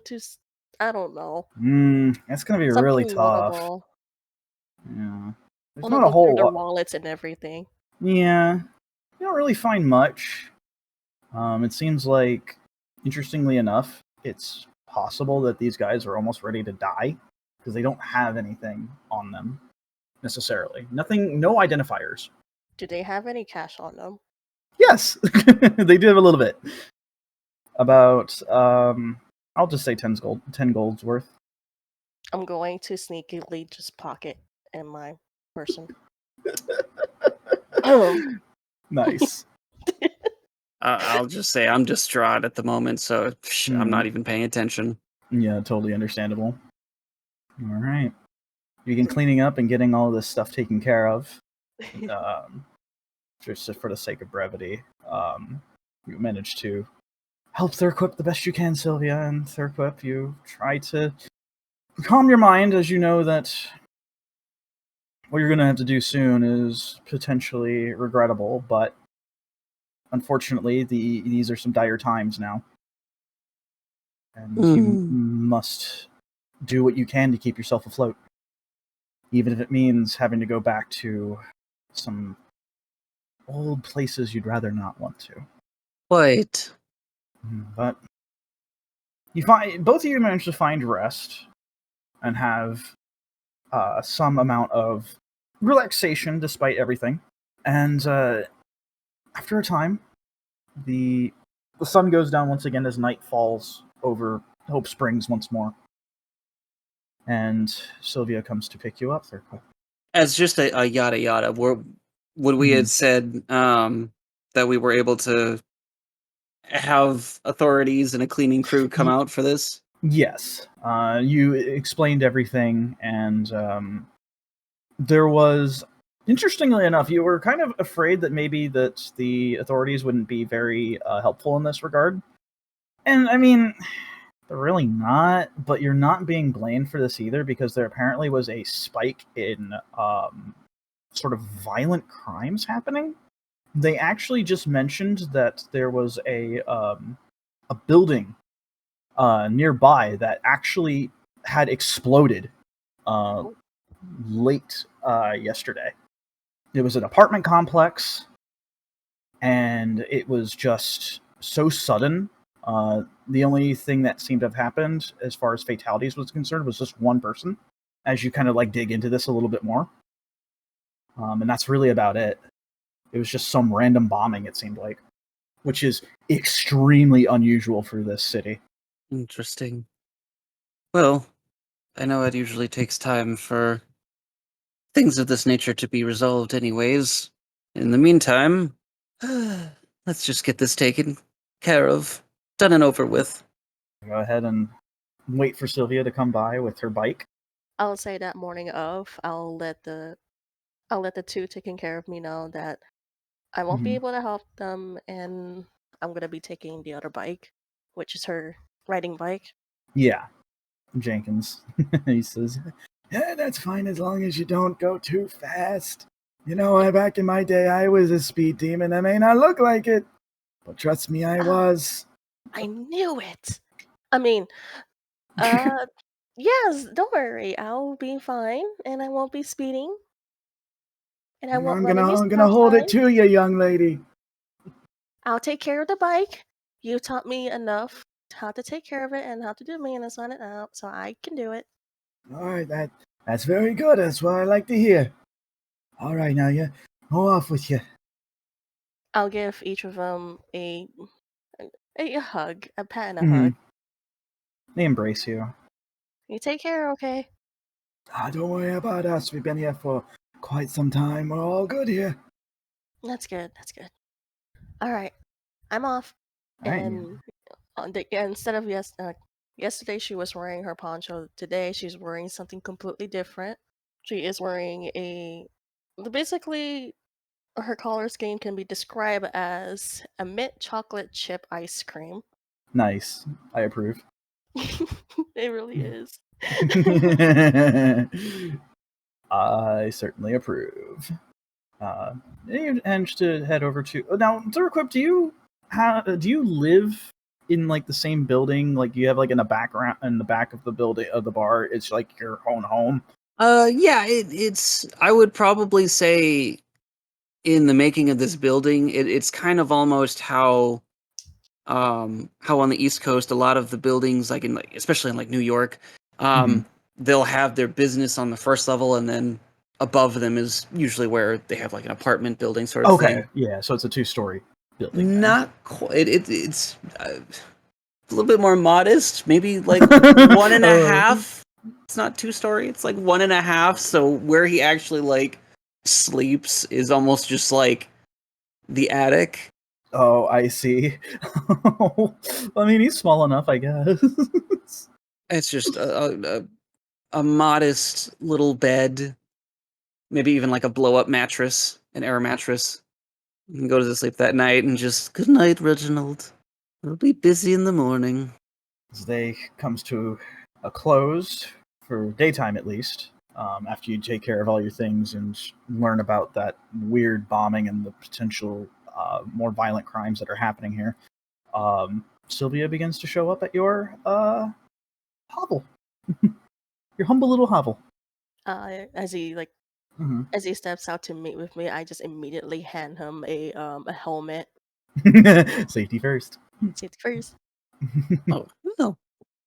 How very accommodating of you, thank you. Listen, I know I am what people say a speed demon, but if you're gonna go on my bike, I at least want my passengers to be more safe. Yes, and well, this might not be as bad as I was imagining in my head. You'll be fine. And just step over here, and or I try to help him up. Mm. But one thing to know, she is not wearing a helmet. Oh God, no. Wait, where's your protection? I I flash a grin at you, and I point at my beret. Right there. All right then. Don't worry, it'll be fine. As I rev up the motorbike. Yep. You rev it up, and you begin. Go ahead and tear an asphalt down. Perhaps there's some sort of seat. You hold on for dear life, Thurkwip. You already know the address of where you need to go to, Sylvia, and it is in a place that's you generally want to avoid. It's in sort of the industrial district, in a place that's been sort of abandoned by the sort of like the municipal parts of Hope Springs, where it's very much so left to its own devices. The government hasn't really gone in to take care of anything over in that end. It's just been left alone. And thus, a lot of underground stuff sort of happens here. As you guys reach to the building you need to, and this what looks like to be a smallish warehouse, you immediately recognize that Thurkwip is a place that you had met a less than savory individual, a man by the name of Jacob Velkin. In the past, before you got Velkin. Got it. Yeah, as the when you first arrived to Hope Springs, you didn't have a whole lot to your name, but you had a lot of aspirations with this bar and everything to get your brewery started and all that good stuff. But you needed a little financial backing first. And you had to do some things for this Jacob that was not great. A lot of running around and potentially even utilizing your own magic to face off against the rare monster here and there that has found its way into the city. It's odd jobs here and there. And he's the kind of guy that manages to be the middleman when it comes to things. People come to him when they want to find talent, and then he'll find out that talent, take a pay cut from that, and so on and so forth. And he's made himself a very reputable, sort of small empire here. For a while, you thought maybe that he may have left because he wasn't seen in Hope Springs for some time, but recently you had heard from the grapevine that he arrived just about 3 weeks ago. And it was always that sort of ill feeling in the pit of your stomach that you hope you wouldn't have to run into him again. But as you're trying to keep yourself clean and to not get involved with any unsavory people, but desperate times, desperate measures, as they say. So over the front. Mm-hmm. When we go in, leave most of the talking to me. I wouldn't want you to accidentally rope yourself into any of his shady schemes, let's say. Well, you didn't really give me any information about this person. So what am I expecting? let's just keep an open mind to anything that we may need to do for him. Sounds good, I guess. Okay. No promises, though. Think of it like one of your duties for Mr. Jenkins, with just a little bit more importance and a lot more chance of owing something back. To this guy, or If only it were that simple. I mean, I still owe much for grandma and grandpa, so Yes. Let's just hope they don't ask for too much. All right. After parking the bike and getting off and everything, you see in sort of a darkened part of this place. It doesn't have a lot of street lights as well, too. So going out here at night as a mundane person would be very dangerous. But since you guys have some magic and finesse, it's a little less scary, being awakened and whatnot. However, with that said, you do happen to recognize one of the bouncers out in the front of this door as a large Goliath man. He's wearing a nice two-piece suit. His complexion's a bit palish gray as well, too, but he's got a pretty wicked-looking face tattoo. You've had to walk past him quite a few times already. I wave at Jeremy when we pass by him. Mm-hmm. Yes, I'll give him a very forced, bright smile. Not so forced for Sylvia. Hospitality. He just, back again, huh? Yeah. With the +1 as well. Interesting. Hello, Is I'm he- the +1. I caught that. He looks back to you, Thurkwip. Is he expecting you? Maybe. He goes ahead There and is a number of things I do wish to speak with him about.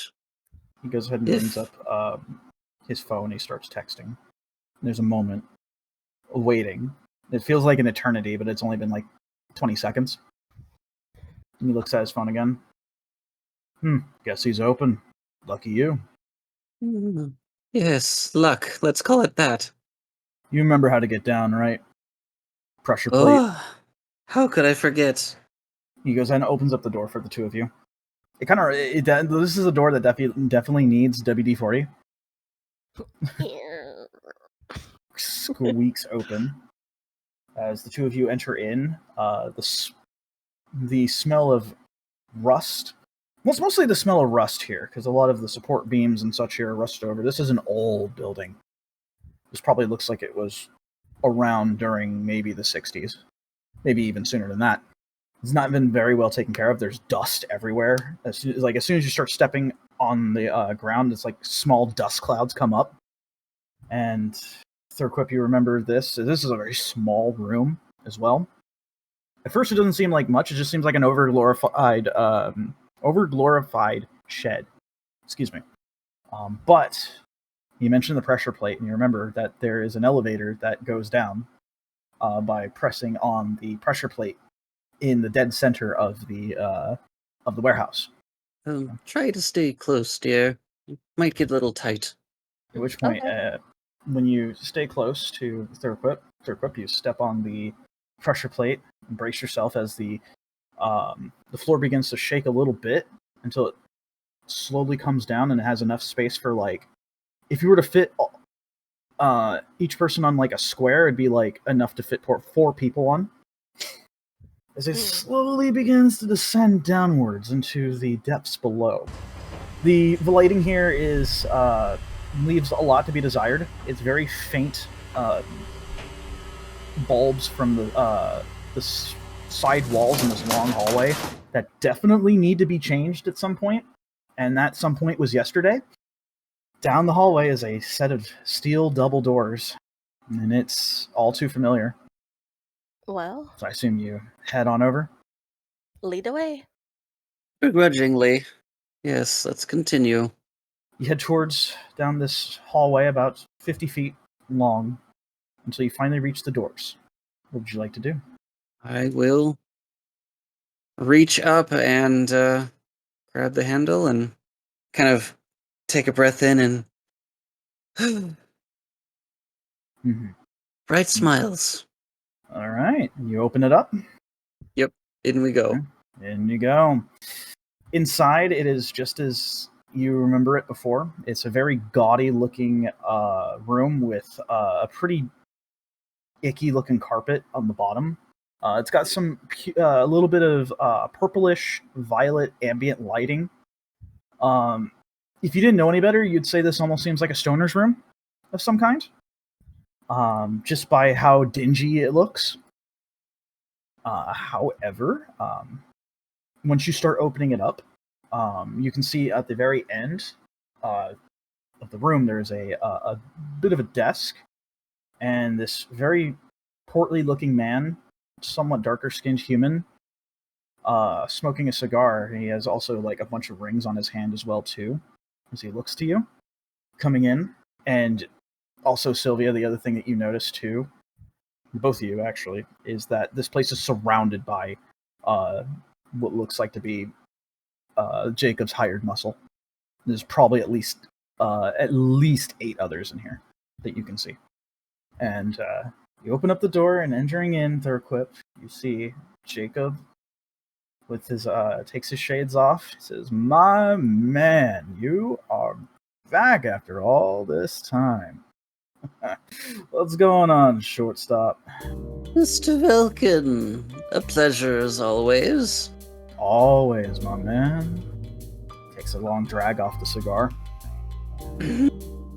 So, what brings you to my little abode, Well, first, to see how you've been doing as of late. I know there's been some ruckus lately in the township. Wanted to see as to if you are safe and sound. Oh, I'm good, man. I'm all good here. But let's not beat around the bush here, shortstop. We both know why you're here. You're here for the brass tacks. Business. Yes. Always is the main focus of our talks. He leans back in his chair. That is very true. Tell me, my man, what is it you need from old Velkin? Well, first and foremost, if you would be so kind as to share perhaps a bit of information. I had some unexpected patrons enter my humble establishment last night. And let's just say they caused a fair decent amount of property damage. He's leaning in as he's on his desk listening to and hanging on your every word. That's so. They tried to what? Shake you up? Shake you down? All around town? Perhaps a level or two beyond that. And is there like a table or something that he's kind of sitting at? Yeah, he's at his desk. So. Yeah, I'll kind of hobble over a little bit towards the desk and just kind of like reach up and place the paper of the hit on his desk. Like my eyes are just barely peeking over the top of the desk. Yeah, you bring up your arm up to place the note on the desk, and he looks at it. You wouldn't happen to know the origin of this, would you? He takes a look at it. Takes another drag off his cigar. Can't say I know, man. This looks like... well, this looks like amateur hour, if you ask me. Yes, well, they weren't quite as organized as they'd believed. They rarely are. This is the kind of stuff that I expect from 10 years ago. Down on the East Coast. You know the one. Yes, that was a rather unfortunate circumstances. Unfortunate circumstances dealing with deities who are right pissed the hell off. Oh, unfortunate indeed. But this ain't a deity's work. This is amateur hour. Don't know anything about it, though. I just know that these guys had left a small, literal paper trail after them. Bunch of bozos. Can I roll an insight? Sure. To see if maybe he's withholding information of any sort? Sure. Go for it. Not bad. 16. What's clear to you is that he is indeed withholding information. You don't know how much, but you can tell he's withholding. Right. Well, yes. I suppose it is apparent that whomever ordered this upon me is not within their right, shall we say, judgments to do so. And I suppose, carrying on to my primary purpose for visiting your lovely business practices, well, quite frankly, I'm in need of funds. And if there's anything that I can do for a reasonable price, we can negotiate. How interesting. Getting in. You made some pretty good time. Before I start getting into the specifics, though, gotta ask about your +1 here. What's her deal?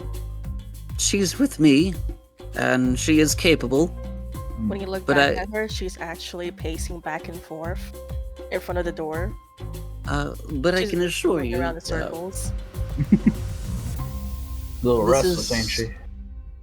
I would rather not have her entwined too much in our affairs. This is between you and I. After looking at her pacing back and forth a bit, just watching her is making me tired. Alright. The reason why I ask is because I'm getting together a bit of a group, you see. I had a couple of people already come in, and they seem to be professionals, we'll say. And I already know what you're capable of. So, I can already vouch for it. Here's the deal, shortstop. This job I got in mind is a big one. I'm talking coming up from some person who's willing to pay boku bucks for some good hands. You feel me? Oh, come now. Anything I ever did for you was no more than perhaps just enough to keep my doors open. You sell yourself short, my man. But this job I can't get too much into. Not yet. Once we go over the briefing with everybody else when they show up, that's when we can get into it. But I'll tell you this right now, it's a dangerous one. I'm not looking for anything dangerous. If it's not going to be enough, and certainly if I'm going to be splitting this amount of pay with others, I need to at least ensure that I am going to be paid a proper cut. Too true, too true. Let me tell you what's at stake. He kind of leans in a bit more. I got a guy. I can't talk too much about him, but this guy makes or breaks careers for people in this business. We're talking big leagues.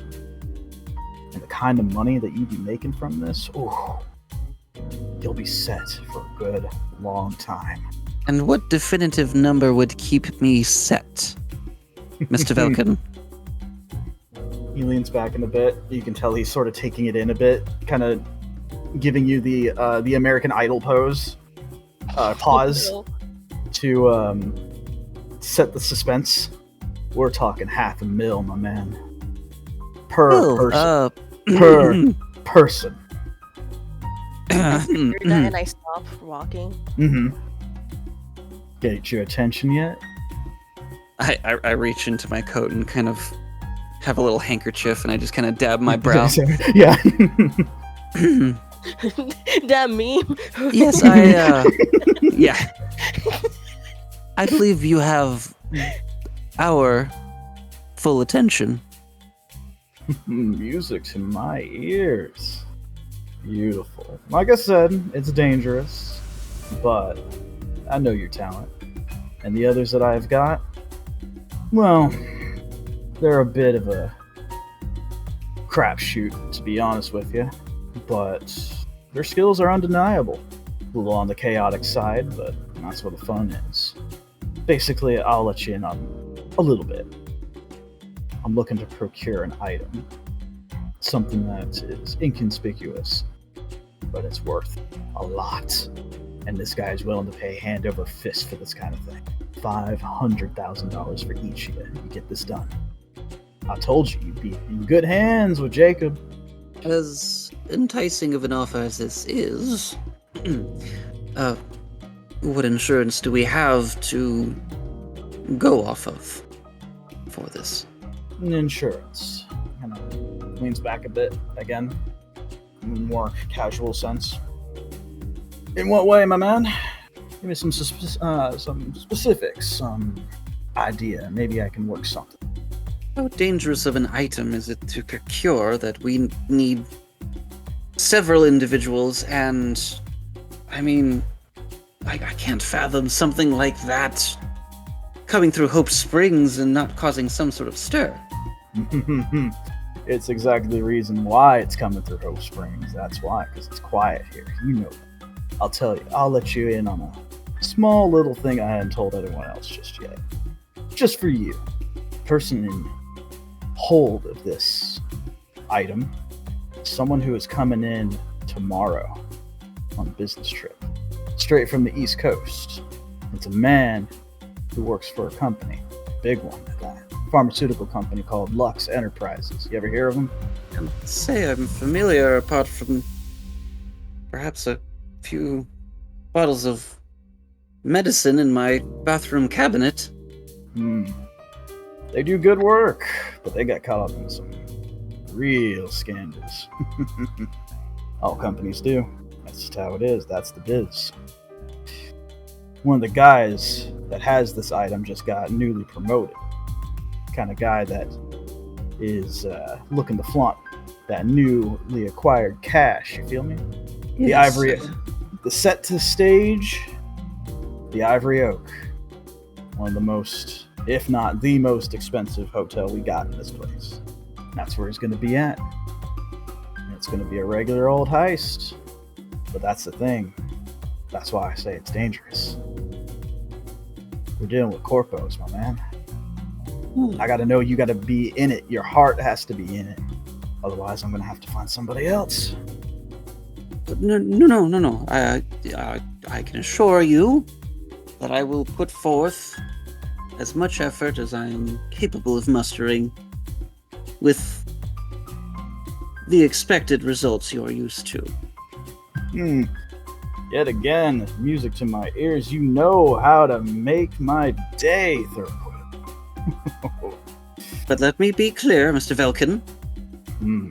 After this, our arrangement is settled.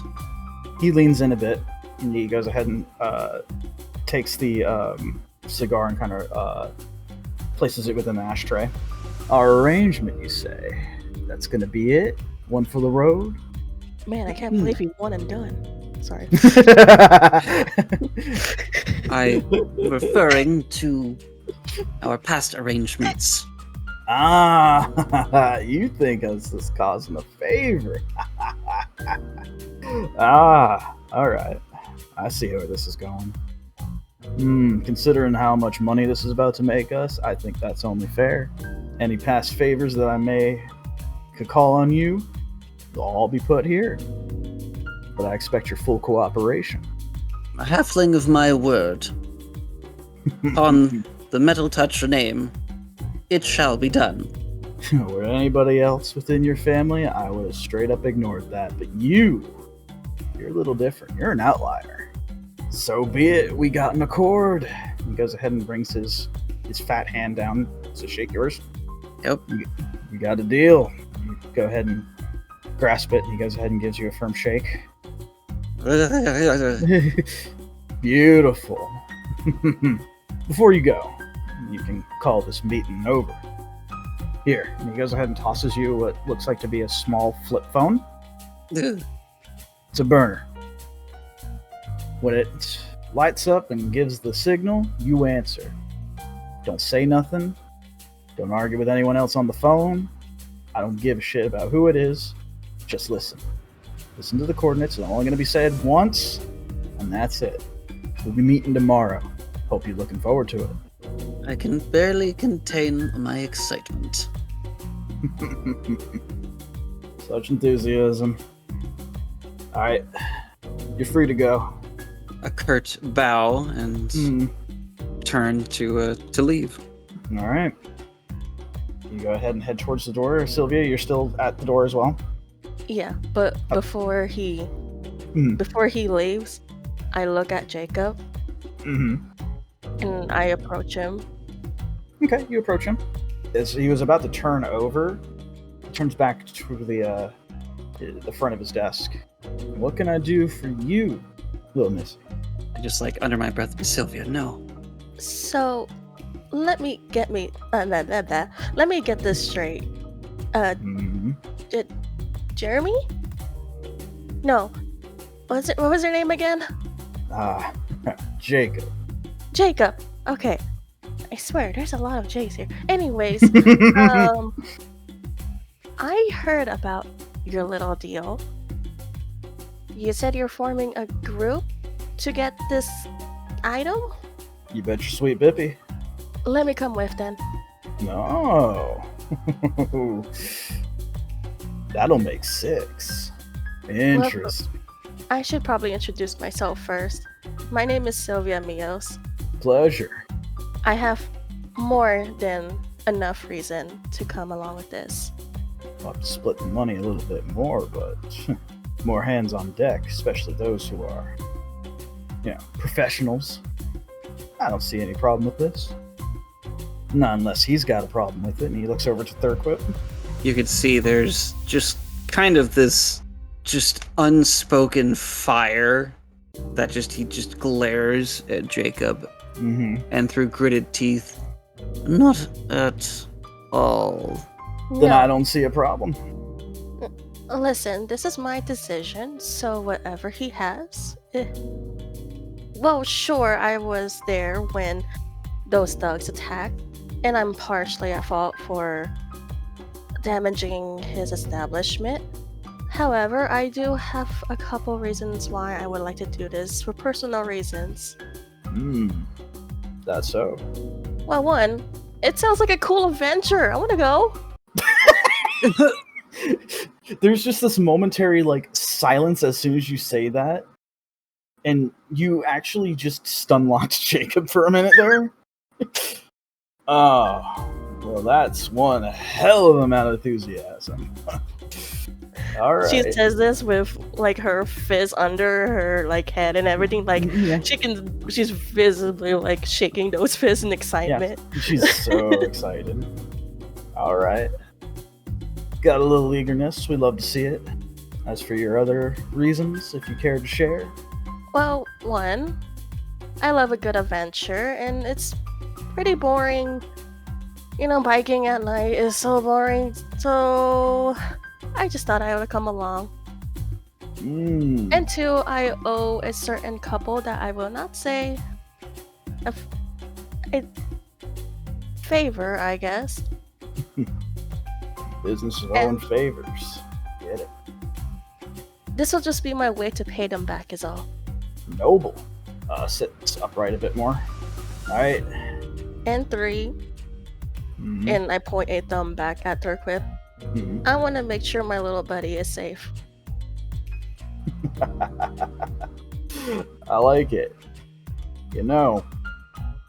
This is a big step up, Thurkwip. You didn't have much of anybody here, but now look at you, making friends. Times have changed. Alright. That's good enough for me. You sound like you can handle your own just through your excitement alone. Wait for his signal then. He's got the phone. I nod at him. You got it. Beautiful. Come tomorrow, they will know what hit them, and we're about to make out like bandits. I hold my hand out for him. He goes ahead and shakes it. His hand's like slightly sweaty. Uh, I know.